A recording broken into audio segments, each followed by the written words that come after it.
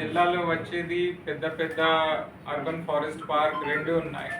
ఒకటి Velugumatla urban park main city సెంటర్లో ఉంది. అట్లాగే Neeladri urban forest park Sathupalli municipality పరిధిలో ఉంది. ఇది అర్బన్ పార్క్స్ పెద్దగా మనం పబ్లిక్ కన్వీనియన్స్ కోసం ఏర్పాటు చేశాము. అండ్ ఇది నార్మల్ ఫారెస్ట్ కాకుండా చైన్ లింక్ ఫెన్సింగ్ ప్రొటెక్షన్ కూడా చేశాము. కానీ మనకి ఇన్ఫర్మేషన్ ప్లస్ కంప్లైంట్ ఏం వచ్చింది పబ్లిక్ నుంచి, మీడియా నుంచి, కొంతమంది గన్స్ పట్టుకొని నీలాద్రి అర్బన్ పార్క్కి వచ్చారు, హంటింగ్ పోచింగ్ ప్రయత్నం నడిచింది. అండ్ కొంతమంది ఇది కూడా కంప్లైంట్ పెట్టారు దాంట్లో 5 జింక చనిపోయింది. దాన్ని బట్టి మనం ఇమీడియట్గా వెంటనే 29th నాడు టాస్క్ ఫోర్స్ టీమ్కి ఇక్కడ నుంచి డిస్పాచ్ చేశాము సత్తుపల్లి వెళ్ళడానికి.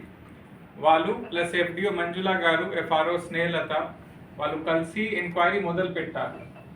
స్టార్టింగ్లో మనకి ఏమనిపించింది, ఈ కెమెరాస్ కొంతమంది ఆఫ్ చేశారు.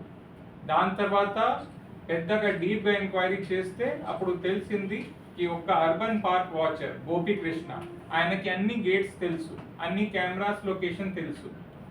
అట్లాగే ఒక మార్నింగ్ వాకర్ శ్రీరామ్ ప్రసాద్, ఆయన ప్రతిరోజు అర్బన్ పార్క్కి వస్తారు కాబట్టి ఆయనకు కూడా అన్ని రూట్స్ తెలుసు. వాళ్ళే ఒక మనిషితో మాట్లాడి ఇది మొత్తం హంటింగ్ పోచింగ్ ప్లాన్ చేశారు. కానీ ఇమీడియట్గా వాళ్ళు పారిపోయారు. అప్పుడు పోలీస్ హెల్ప్ తీసుకొని మనం గోపికృష్ణకి ట్రేస్ చేశాము, అరెస్ట్ చేసి ఖమ్మంకి తీసుకొని వచ్చాము. పెద్దగా ఎంక్వైరీ నడిచింది. అప్పుడు ఆయన ఒప్పుకున్నారు ఆయనతో సహా ఒక ప్రొఫెషనల్ హంటర్ వచ్చారు, ఆయన దగ్గర స్నైపర్ గన్ ఉంది.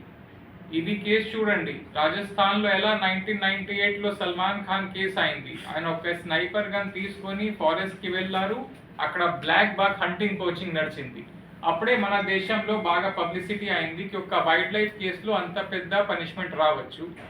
అట్లాగే ఇది కేసులో ఖమ్మం కాదు, కొత్తగూడెం అశ్వరాపేట్ నుంచి ఒక మనిషి వచ్చారు. ఆయన ఒక స్విఫ్ట్ డిజైర్ బండి పట్టుకొని భరత్తో సహా మచ్చా రఘు, ఆయన దగ్గర లైసెన్స్డ్ వెపన్ ఉంది.